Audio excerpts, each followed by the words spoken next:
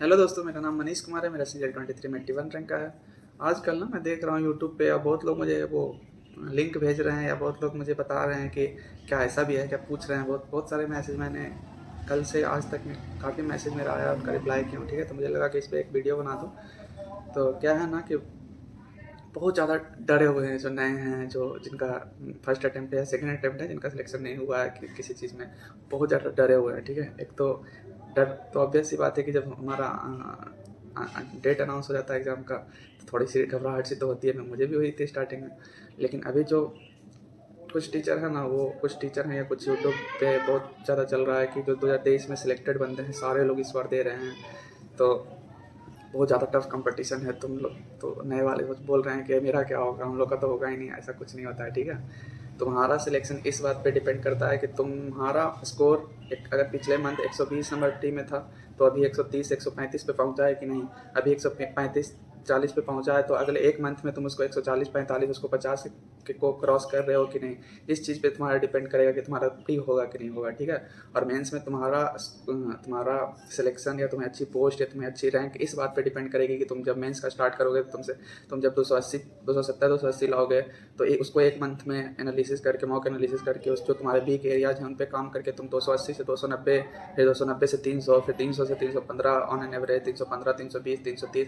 अगर तुम अपना स्कोर ऐसे ही खुद पे काम करना है तुमको भाई, तुम्हारा सिलेक्शन इस बात पे डिपेंड नहीं कर रहा है कि सामने कौन एग्जाम दे रहा है। तुम्हारा सिलेक्शन या तुम्हारा रैंक इस चीज़ पे डिपेंड कर रहा है कि तुम मेहनत कर रहे हो कि नहीं। तुम्हारा अगर स्कोर 290 से 320 चला गया, 320 330 चला गया, तो तुम कौन फर्स्ट रैंक भी अगर आया हुआ है, वो भी एग्जाम दे रहा है, तो तुम्हारा सिलेक्शन होगा।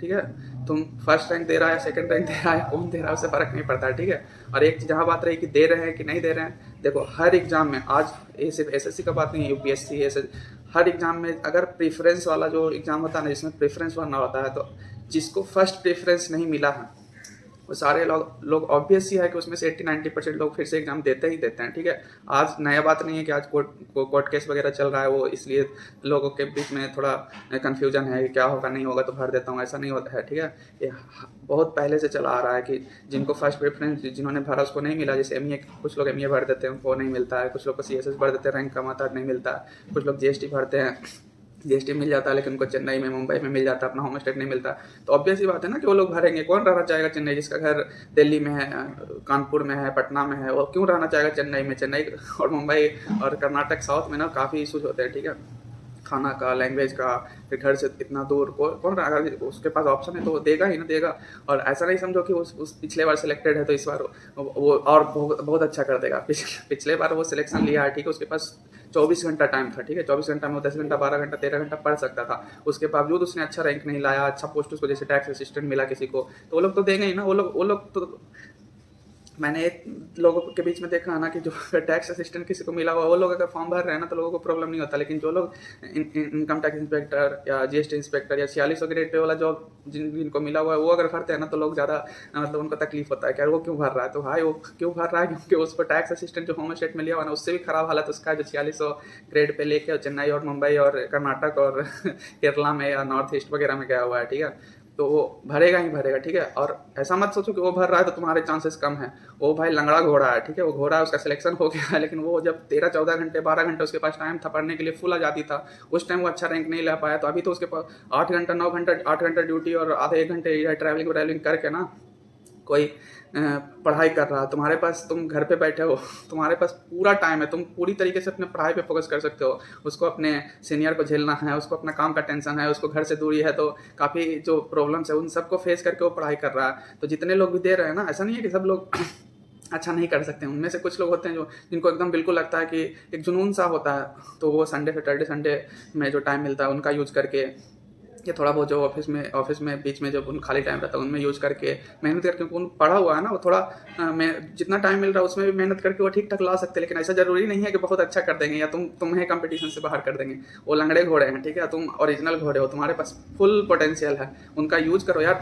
तुम मान लो कि तुम उनके बारे में सोच रहे हो कि जो सिलेक्टेड हैं, वो फॉर्म भर रहे हैं, उनका इसी सब टेंशन में तुम मरे जा रहे हो। 4 दिन 5 दिन 10 दिन तुम अपना वेस्ट कर दिए टेंशन में। ठीक है, और मान लो कि वो भरे ही नहीं, या मान लो भर दिए या प्रेफरेंस के टाइम उन्होंने प्रेफरेंस नहीं भरा, तब तक वो कोर्ट केस वगैरह जो है वो क्लियर हो गया है। वो जो 2023 वाला जो 4-5 क्वेश्चन का जो इधर उधर ऐसे ने किया था उसका, तो मान लो उन्होंने प्रेफरेंस नहीं भरा, तो वो नहीं भरे, तो तुमने जो अपना टाइम वेस्ट करके तुम अपना जो खराब कर दिए पढ़ाई, तो वो लोग नहीं भरे, तो किसी न किसी का तो सिलेक्शन होगा ना, जो पढ़ रहा है, जो इन सब चीज़ों का टेंशन नहीं ले रहा, उनका सिलेक्शन होगा। तुम तो ऐसे भी गए समझ रहे हो ना।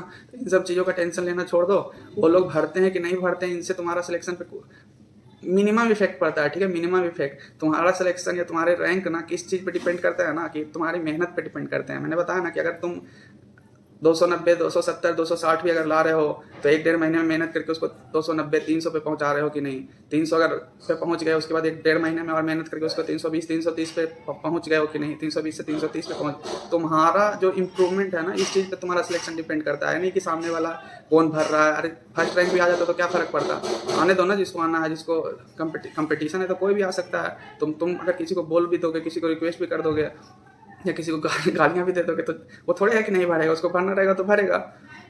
तो ये सब जो माहौल बना हुआ है ना, इन सब चीज़ से बाहर निकलो, थोड़ा यूट्यूब पे जो वक्त है ना वो कम बिताओ और अपने पढ़ाई पे फोकस करो। मेन चीज़ तुम अपने इंप्रूवमेंट पे फोकस करो, ठीक है।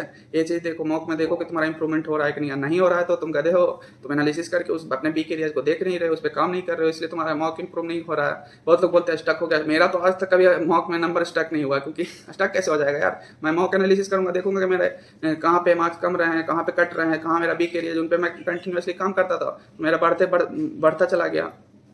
तो इन सब पे काम करो, अपने पे काम करो, बाहर वाले पे नहीं। मैं एक थ्योरी भी मैं बहुत पहले से सुनता हूँ, बहुत एक बुलशिट थ्योरी है कि तुम्हारा सिलेक्शन तुम मेहनत कर रहे हो उस पर डिपेंड नहीं करता, सामने वाला अगर तुमसे ज़्यादा मेहनत कर रहा है उससे। सब बकवास है। सामने वाला अगर के मेहनत पे तुम्हारा सिलेक्शन डिपेंड करता ना, तो सामने वाला 5 साल उसमें 8,000, 10,000, 16,000 सीट है ना, 16,000 से ज़्यादा लोग ऐसे होंगे जो 5 साल 6 साल से प्रिपरेशन कर रहे हैं, ठीक है। तो उन लोग का सिलेक्शन होता, तुम्हारा तो, मेरा तो सिलेक्शन ही नहीं होता। मैं तो आया 1 साल 1.5 साल में 2 बार सिलेक्शन लेके एक बार टॉप करके निकल गया, ठीक है। एक बार नहीं 2 बार, CHSL में भी टॉप किया, एक बार CGL में भी टॉप किया, टॉप करके निकल गया। तो अगर इन चीज़ पे डिपेंड करता कि जो ज़्यादा पढ़ रहा है या 5 साल से जो पढ़ रहे हैं उनके सिलेक्शन होते, तो 16,000 सीट है ना, 16,000 से ज़्यादा स्टूडेंट, मैं तुम्हें 100% लिख के बता रहा हूँ कि 16,000 से ज़्यादा स्टूडेंट ऐसे होंगे जो 5 साल 6 साल से प्रिपरेशन कर रहे हैं, उनका सिलेक्शन नहीं हो रहा है। तो इन सब चीज़ों पर बिल्कुल डिपेंड नहीं करता है, कौन अपने ऊपर काम कर रहा है, ठीक है, अपना इंप्रूवमेंट देख रहा है। तुम अगर 330 लिया हो ना यार, फर्स्ट रैंक आके भी तुम एग्जाम दे देगा, फिर भी उससे क्या फ़र्क पड़ेगा, तुम्हारा सिलेक्शन होगा। अपने पे ध्यान दो, ठीक है, अपने पे काम करो, अपना सिलेक्शन लो, निकलो। ये सब जो माहौल है ना, इन सब में अपना टाइम बिल्कुल वेस्ट नहीं करो, अपने ऊपर फोकस करो। और लास्ट के टाइम में तुम्हारा बहुत ज़्यादा तुम नर्वस स्टेट में रहते हो, एकदम जो एक बाउंड्री लाइन पे है तुम्हारा दिमाग रहता है। थोड़ा सा भी कुछ भी होता है ना, तुम बहुत ज़्यादा मचल जाओगे। इसलिए यूट्यूब से जितना कम टाइम हो यूट्यूब पे अभी 1 महीने के लिए, उतना कम टाइम स्पेंड करो और अपना इंप्रूवमेंट देखो, मॉक देखो, उसको इम्प्रूव करो। 120 130 वाले हो तो बहुत अच्छा चांस है, 1 महीने में मेहनत करके अपने बी के पहचानो यार, उस पर काम करो, ठीक है। फालतू की चीज़ें पे मत करो। मैं एक लड़का मुझे मैसेज किया था, उसके मैथ में 43 44 आ रहे थे, उसके रीजनिंग में 45 46 आ रहे थे और इंग्लिश में 25 26 आ रहे थे। वो बोल रहा है भैया मेरा मैथ में बहुत कम आ रहा है, मैं क्या करूँ। मैं उसको इतना डांटा ना, वो ऑडियो मेरे टेलीग्राम चैनल पे भी पड़ा हुआ है, मैंने उसको इतना डांटा, मैंने कहा तुम एकदम गधे हो, तुमको अभी मैथ और रीजनिंग, वो बोलता है मैथ रीजनिंग में मेरा और स्कोर कैसे इंप्रूव होगा। अरे गधा, तुम 5 नंबर और 6 नंबर इंप्रूव करके क्या करोगे, जब तुम्हारा इंग्लिश में 28 नंबर आ रहा है, 25 नंबर आ रहा है, मेंस में जाके तुम सीधा फ्लैट गिर जाओगे। तो तुम जो तुम्हारा वीक है ये देखना ही नहीं चाहता। लोग एकदम मैथ या कोई सब्जेक्ट के पीछे एकदम पागल होके घूम रहा है। 43 आ रहा है यार, तुम इंग्लिश को 28 से 43 लेके पहले तो जाओ ना, तुम्हारा ऐसे ही प्री निकल जाएगा। तो और अगर तुम 43 से 50 मैथ में ले भी आओगे तो क्या कर लोगे, कुछ नहीं होगा। अगर प्री निकल भी गया, इस पर कट ऑफ कम जाने वाला, तो प्री निकल भी गया तो मेंस में तुम ऐसे ही फेल हो जाओगे, क्योंकि 28 वाला तुम लेवल है तुम्हारा। तो मेंस में इंग्लिश का कितना इंपॉर्टेंस, 145 नंबर में तुम्हारा कितना आएगा, 70-80 नंबर से ज़्यादा नहीं आएगा, और बिल्कुल डायरेक्ट सिलेक्शन से बाहर हो जाओगे, ठीक है। तो ये चीज़ें लोग नहीं देखते हैं। अपने ऊपर काम करो, अपना सही डायरेक्शन में काम करोगे, अपने आप को इंप्रूव करते जाओगे, तुम्हारा सिलेक्शन 100% होगा, ठीक है। मैं कभी ये चीज़ें नहीं सोचता था कौन दे रहा है नहीं दे रहा, और ये जो चीज़ें हैं ना, देने वाला ये हमेशा देता है भाई। 400 मान लो कि जो टोटल 7,000 8,000 पिछले बार सिलेक्शन हुआ ना, उसमें से 400-500 लोगों को ही ना फर्स्ट चॉइस मिला होगा। 400-500 भी मैं ज़्यादा बोल रहा हूँ, उनसे भी कम लोगों को फर्स्ट प्रेफरेंस मिला भी होगा, तो प्रेफरेंस मतलब होम स्टेट वगैरह मिला होगा। तो ऐसा नहीं है कि सब लोग देते ही हैं, बहुत लोग सेटिस्फाई हो जाते हैं, बहुत लोग अजीज हो जाते हैं, लगता है यार जो मिला उसी में खुश रहो, चलो अब छोड़ते हैं। या मतलब देना भी चाहते हैं तो उतना पढ़ नहीं कहाँ पढ़ पाएंगे यार, 8 घंटे 9 घंटे ड्यूटी करके तुम देखो। गवर्नमेंट जब ऐसा नहीं है कि काम वाम नहीं करना पड़ता है, काम वाम पूरा करना पड़ेगा। और मतलब इतना भी ज़्यादा मतलब बहुत ज़्यादा प्रेशराइज नहीं रहता है कि तुमको प्राइवेट के जैसा, लेकिन काम करना पड़ता है। ऐसा नहीं कि तुम्हें बिल्कुल छूट, जैसे घर पे बैठ के पढ़ाई कर रहे थे वैसे तुम जॉब में जाके भी पढ़ाई कर पाओगे, ठीक है। बहुत ज़्यादा स्ट्रॉन्ग विल पावर चाहिए जॉब में रह के भी पढ़ाई करके और सिलेक्शन ले और अच्छा रैंक लाने के लिए, ठीक है। तो उन सब से कुछ भी डरो वरो मत, और अपने ऊपर मेनली अगर तुम अपने ऊपर काम करो, तुम्हारा अगर 320 330 नंबर आएगा, तुम 4600 ग्रेड पे लेके आराम से निकल जाओगे। ऐसा नहीं कि कटअप चला जाएगा 360, ठीक है। तो होप, मैं आशा करता हूँ कि इससे इस वीडियो से तुम पे पॉजिटिव इफेक्ट आएगा और तुम अच्छा करोगे, ठीक है। और अपने ऊपर इन सब चीज़ों से थोड़ा सा तुम्हारा जो डर है वो थोड़ा शांत हुआ होगा। और वीडियो पसंद आया होगा तो लाइक शेयर सब्सक्राइब वगैरह करना। और जय हिंद जय भारत, ठीक है।